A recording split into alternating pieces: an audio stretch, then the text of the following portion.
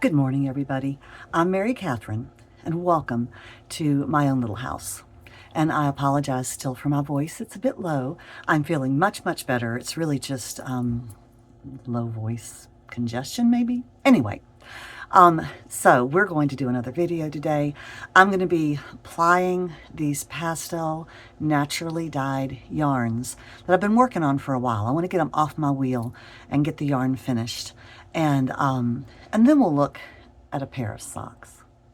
Thanks for joining me.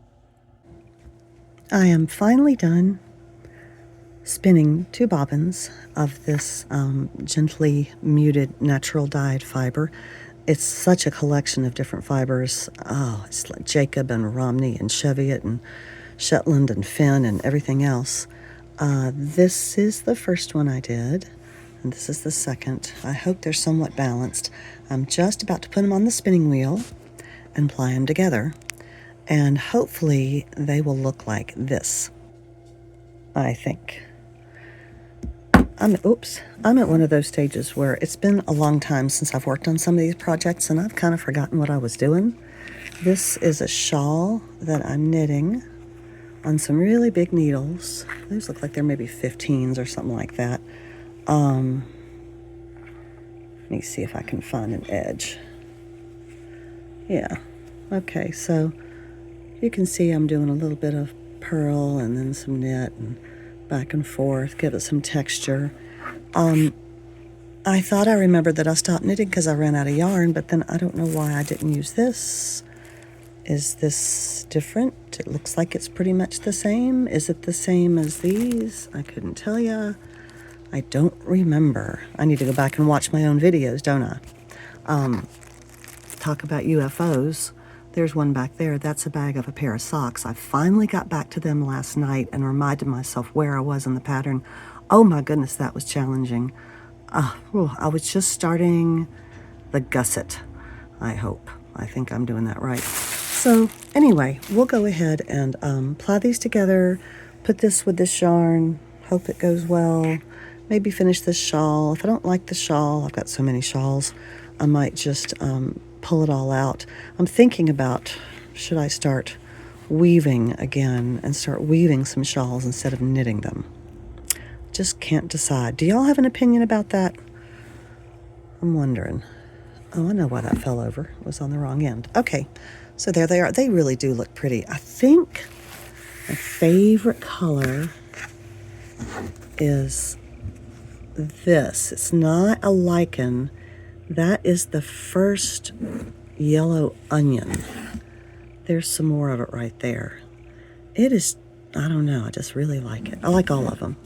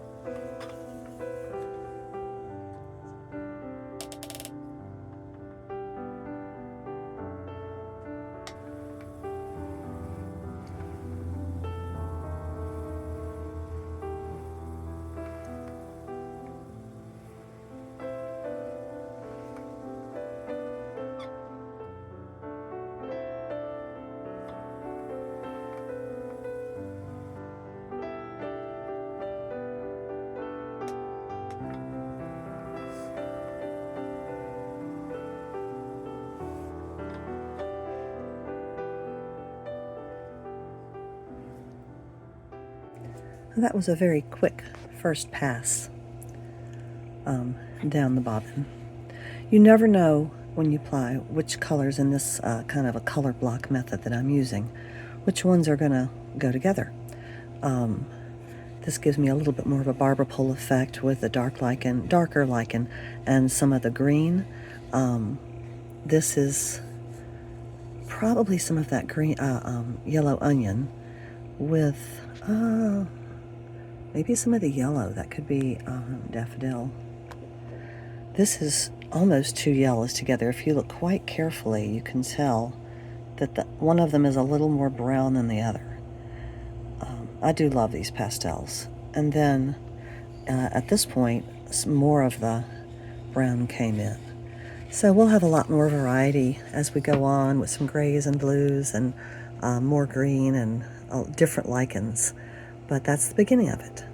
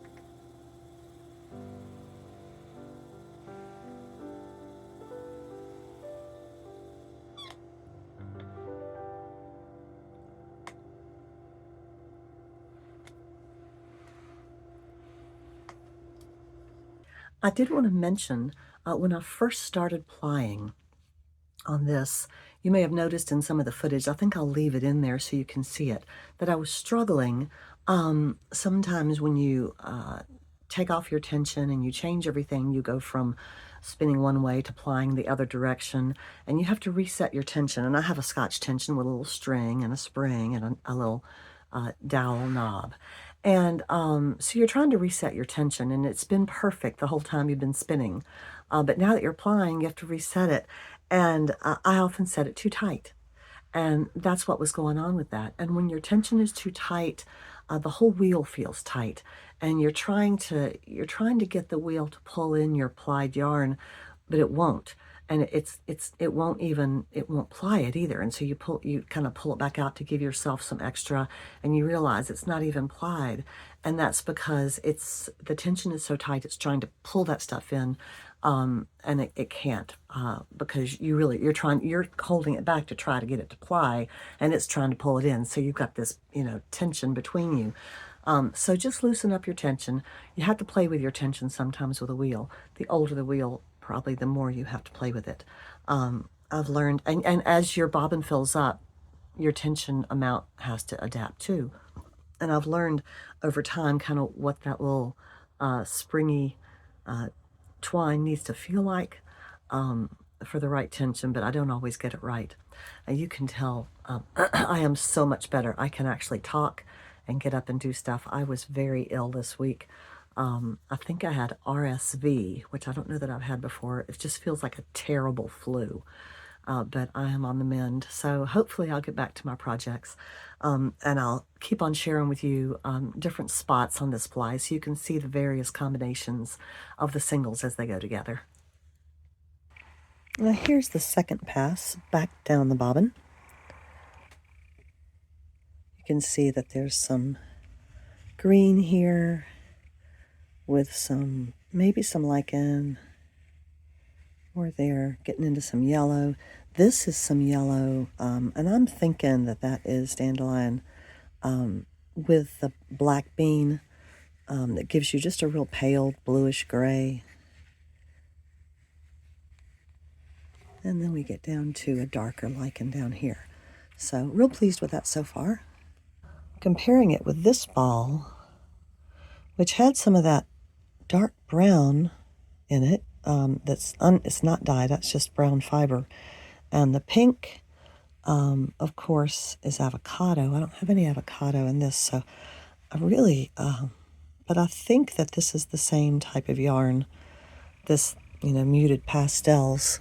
So we're going to go with that as I look at this shawl going forward. Huh, used to have avocado in it.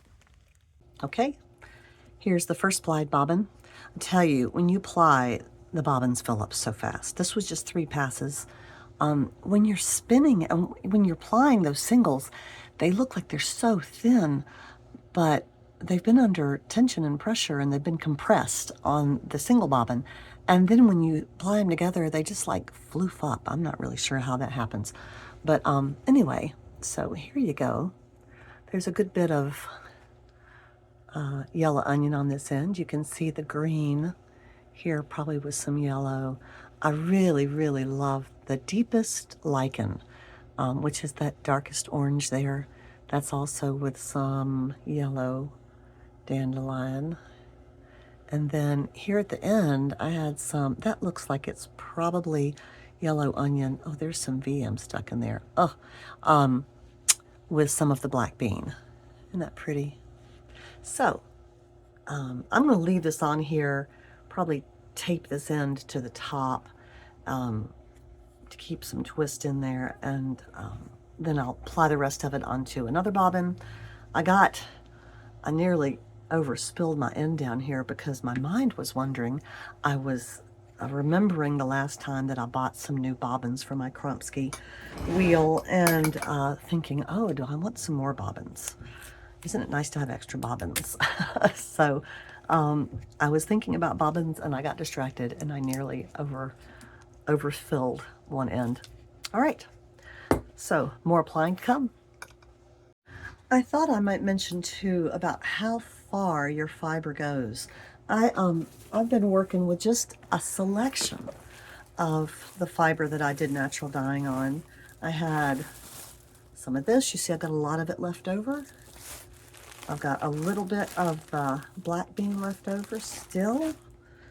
I've got a good bit of, this is the dock that I added some green acid dye to. That is Jacob. Oh, and this was Romney.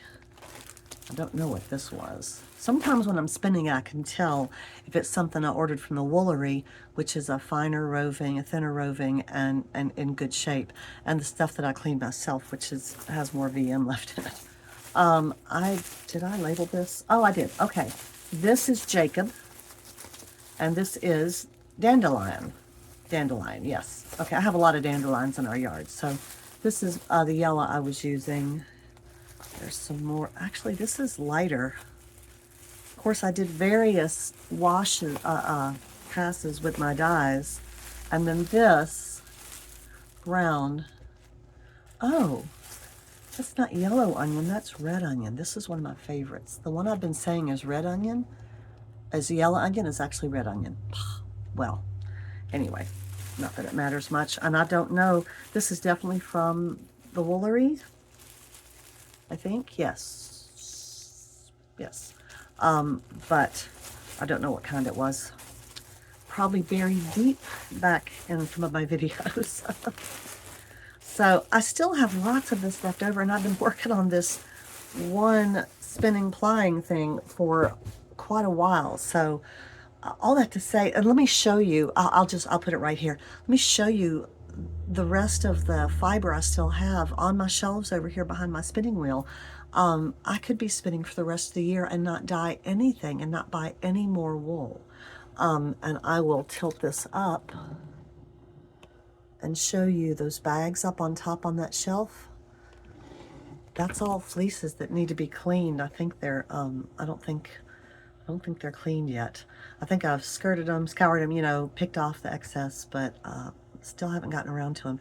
So if you learn to spin, if you love yarn and you're tired of paying these prices, and you want to work with wool, then consider buying some fleeces, even if you get them already cleaned and in roving form and ready to spin. It just lasts forever.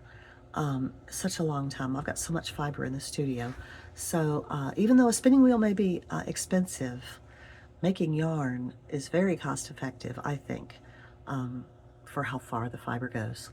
Anyway, just some thoughts.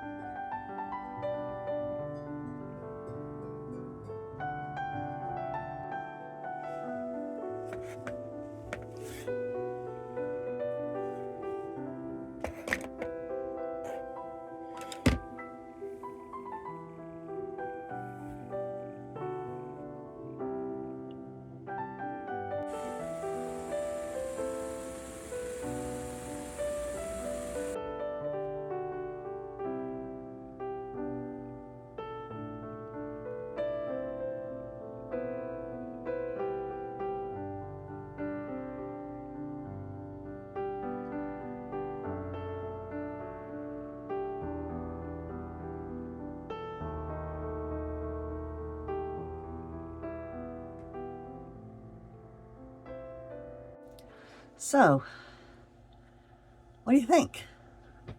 Here's some more of that wonderful pastel yarn. I do love it. It's more of a springy summer look. I don't know what I'm going to do with it yet, but we'll see. Like I said, maybe some weaving if I'm feeling ambitious. I've probably forgotten how to weave. And speaking of forgetting things, we mentioned these socks. Let's look at this pair of socks that I'm working on. Let me pull out one of them. Oh, it's the pair of them that makes it so hard. I am doing them simultaneously on a single long set of circular needles. So there's the cuff. And I had gotten down to this thickened back heel, what do they call that? I don't remember. And then the heel turn. And I'd just done the heel turn when I stopped working on them. I hadn't started the gusset yet. And which maybe was a mistake. Maybe it's better to stop when you're kind of in the middle of a part of the pattern that's easy to identify and pick right up, because you can look at the stitches and read them. But it had been so long, I just had no idea how even I was going to proceed, but I know I needed to. So here they are. Ugh. Yeah, when I first got them out, this is kind of how I felt like. Tangles, lots of yarn, no idea where to start. Part of the difficulty as a beginner of doing a pair of socks on one needle was knowing exactly which sock to start on. So let's talk about that a little bit. Okay, so here's one of the socks. I've got a marker that marks the very back of the heel, the center back. I think that's an important one to leave in. They have a first and second marker that you see are kind of on either sides of, now this is the cuff, so this is going toward the toe, and these two markers are kind of on either side of the front of the sock going down. And they're important because they tell you where to reduce as you're making the gusset, okay? Now the gusset is, if you can look on a pair of socks and usually find this on a good pair of socks, is going to be this triangular piece of the sock that goes about right here, and I'm reducing every other row, which makes this angle, instead of coming straight this way, it makes it cut in. It reduces the size of the sock as you go down toward the toe. And well, basically the gusset, you know, this gives you plenty of room to get your heel and your foot in there, the biggest part of your foot. But as you go toward the toe, you want it to be a smaller sock, and that's why you're reducing. Okay, so how do I decide which sock to work on after I've taken a break from them? And I've kind of tidied them up a little bit here. You know that when you knit, you're going to have a needle on this side and a needle on this side, obviously. Now here's the one on this side, but I don't really have an available end on this side. It goes straight into the other one. And so I can't really do anything with this sock. But if I get the other sock, the opposite arrangement is true. And I do have a nice live needle here. And I can take a whole bunch of stitches, pull that needle through a spot, and then I work these stitches down onto this needle, and then the other needle that I need to do my knitting is available from the other. But I do have to be able to have a free needle on the left-hand side of the knitting. Okay, that's the sock that you want to do. And after I've done this sock, this one will be correct and be usable. I hope that makes a little bit of sense, so that if you're doing one of these for the first time and you're like, oh, I don't even know what I was doing, so I don't know how to start up again, look for the sock that has the free needle that you can work with on the left-hand side of your next knitting location, which is right here, okay? And then you can kind of, you can kind of manipulate your cable to give you more here. You're always kind of gently pulling your cable around so that you have enough to do whatever spot you're actively knitting on. So then I'm going to start here, work this whole round with the little reduction for the gusset, and then go on to the other sock. Hopefully, I really want to stick with this, do at least several rows a day, if not more, and try to get these socks done. I hate to have projects that are sitting around for so long that you don't remember what you're doing. So that's it for today. Hopefully I'll be getting back into more of this wintertime project stuff in my studio. It's extremely cold outside for us. Today's temperature this morning was about like 20 degrees Fahrenheit, so very chilly, and probably only a high of about 40. So I'll be staying inside today and hopefully being in my studio with a little candlelight, incense burning, music playing, and doing something with my cold little hands. See y'all next week. Bye-bye.